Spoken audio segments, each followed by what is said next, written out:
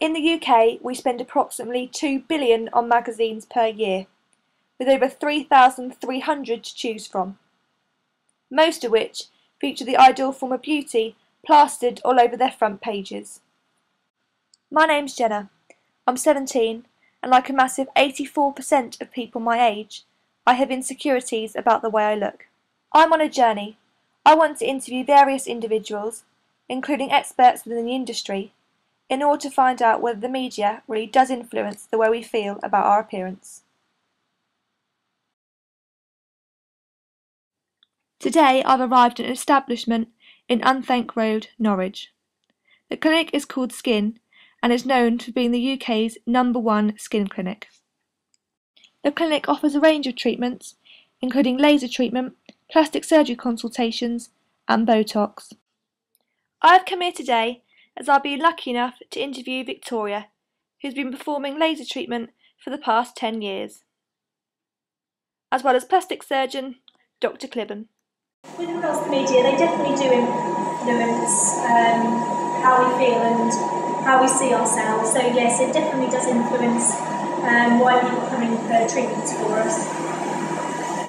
I would say that the media has had a profound influence in the general perception of plastic surgery.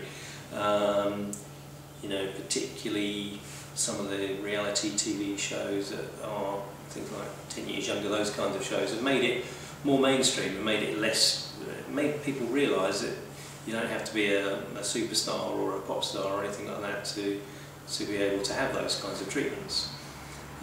So yeah, I do think that the media has had an impact, arguably not always a positive impact, sometimes a negative impact. I do generally think it's confidence levels, more so than anything else. They actually want to feel confident in themselves, and that's why most people do actually come in and see us. In the vast majority of cases, that's the major benefit for people.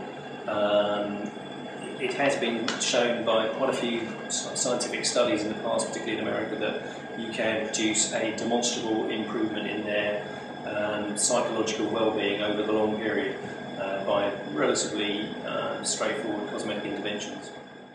Victoria and Dr. Clibben definitely seem to think the media impacted on the number of cosmetic treatments, but justified this by saying cosmetic procedures boost self-esteem, so perhaps they are necessary. Now I've seen what the experts think.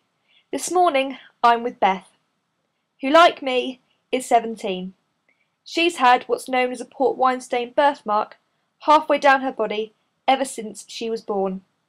I'm eager to find out her views on how the media perceives beauty. She's attended Wyndham High Sixth Form for the past 2 years and has agreed for me to interview her on her opinions. The stereotypical idea of beauty is like thin and pretty face and nice long hair and stuff. And like, say this photo here is not generically pretty, some people would say, because she's not really thin. But I feel she just looks normal, and like every person probably in the street is like, there's some people who have very similar body types to her. So I believe that the people in magazines don't really reflect how it is actually when you're walking around day to day. I think it's bad that the media make it so easily available for people who don't necessarily have things really wrong with them to have cosmetic surgery. But I feel that if someone had something, if they were like deformed or had, say, something like what I've got where it's noticeable, I feel that they, like if I had the chance to get rid of my birthmark, obviously I would, because I feel strongly that I do hate it. So I think that people who want like a boob job or something like that, I don't think that's acceptable for people to just get it so easily.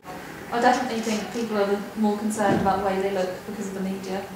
I think the media should focus more on people's personalities, not what they look like, because I think the personality is what makes a person, not just what they look like. The media seemed to make Beth feel upset about her appearance, and as though she didn't conform and fit in to the ideal form of beauty. She did say, however, that cosmetic procedures were good for helping people who really needed surgery, like Katie Piper.